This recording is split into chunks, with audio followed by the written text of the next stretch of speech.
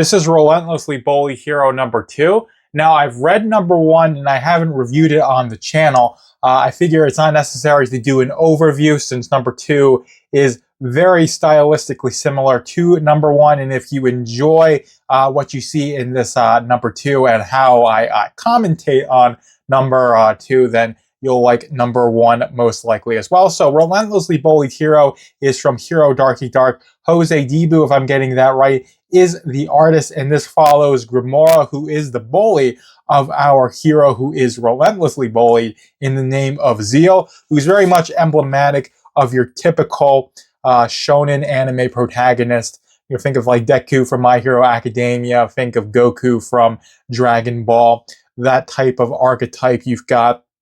He's definitely not like completely naive, but he's got this strict moral code. He is a hero with darkness powers, and he is very much obsessed with saving people. He wants to do everything on his own, and the way he acts does let him down, or it isolates him from other heroes, as you can see in this scene. He's perceived to be very weird because he has this very staunch moral code. He does not like the institution of these heroes. It's called the PYH, and they band together to basically be able to fight crime and against the villains, and you've got the villains who have their own ranking. So number 2 does build on number 1. So number 1 mostly is just there to introduce the character of Zeal and Grimora and the dynamic that exists between them, where Grimora is this villain, or I should say villainess, and while she's not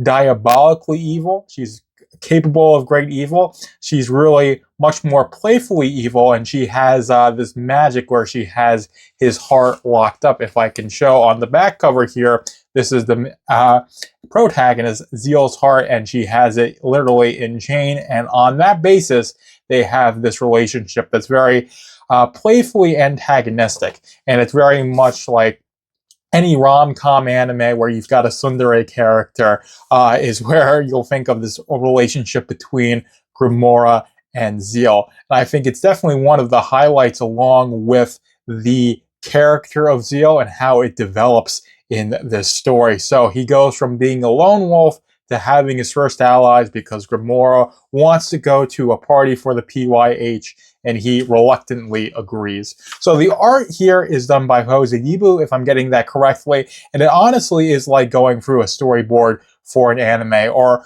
going through any manga. It's really, really nice. Of course, it's being read from left to right like a traditional comic book, and it is in this traditional comic book size. And one of the things that is very much so an improvement over number 1 is that number 2 is printed a lot better. So the interior cover was a bit low resolution from what I remember of number 1. That is not the case of this.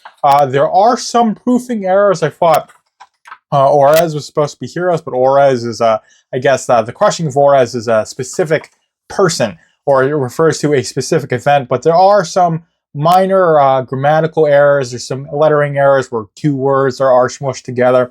And that's really the biggest gripe I have with this book, is some of those proofing errors, and also it's towards the middle where this book gets a little bit, is where the pacing kind of gets lost, but it gets back on track pretty quickly. It has a nice end, and it sets up issue number 3, which will be launching this year in 2025. Definitely based on reading number 2, I definitely want to read number 3, and I enjoyed number 1 as well, but number 2 is definitely a vast improvement. It really builds on the characters and the world that was established in number 1, gives more depth to both Zeal, mostly Zeal, a little bit for Grimora, but it's mostly focusing on building out Zeal by associating him with other people. You've got this Electro hero, I think his name is Vecnoshock, if I'm getting that correctly. You can see him here. All these character designs are absolutely lovely, especially Grimora's got very much like a very voluptuous anime babe character design. I love this character design for, I believe it's Vecnoshock, if I'm getting that name correctly. Absolutely fantastic. Of course, this is all drawn really nicely. The it's black and white, like any manga would typically be, but it's still very engaging. All the line work is very tight. The character designs look absolutely fantastic, which contributes to that. And of course, all this lettering very much feels like you're reading a manga with how the characters or how the word bubbles are structured, and of course you'll see those little chibi faces occasionally to add more emotion to what you're reading, which is very typical for manga.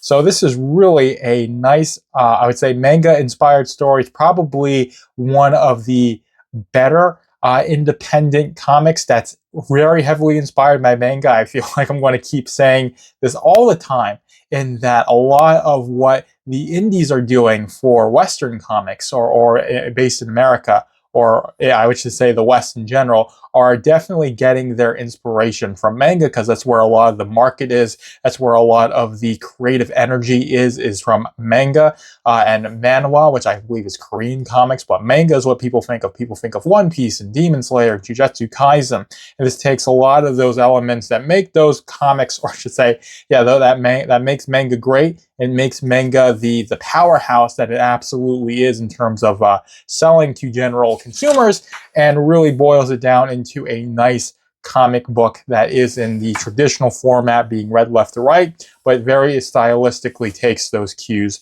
from manga, especially going in black and white. Just the way that the gray tones are used, especially all the character designs, everything looks absolutely fantastic. And you mostly have pages like this where you've got plenty of panels, but everything's laid out very well, and you've got few spreads like this, but something like this is definitely more of a climactic moment. Looks very good. It's all very well structured. So like I said, there's a bit in the middle where it kind of lost me for a little bit, but I got back on track pretty quickly. I had a really nice ending, and this book really focuses on character building and especially world building with the PYH, more so than the first issue. The first issue really just introduced a lot of stuff and really introduced the character of Zio, and it was, I would say, I'm not sure self-contained is the correct word, but it didn't feel like it was building out anything much larger than Zio, his relationship with Gamora, and that some conflict to move the story along. This feels like you're getting more information about the world, and you're getting more of a peek into, or a much better look into, how Zio acts and why he is the way that he is than the first issue. So highly recommend Relentlessly Bullied Hero if you are a person who likes good action comics and you don't mind reading black and white. I know a lot of people who are used to American comics just refuse to read black and white. If you're one of them, you're not going to like this since it isn't colored. But if you like manga and you want to get into American comics, I think this is a great way, because it's in that left to right format. It is oversized, so you get used to reading how American comics are in some format, but it's also very digestible to typical manga readers, since it takes so many cues, and it does everything correctly in terms of taking those cues and really running with them to make something that, while it is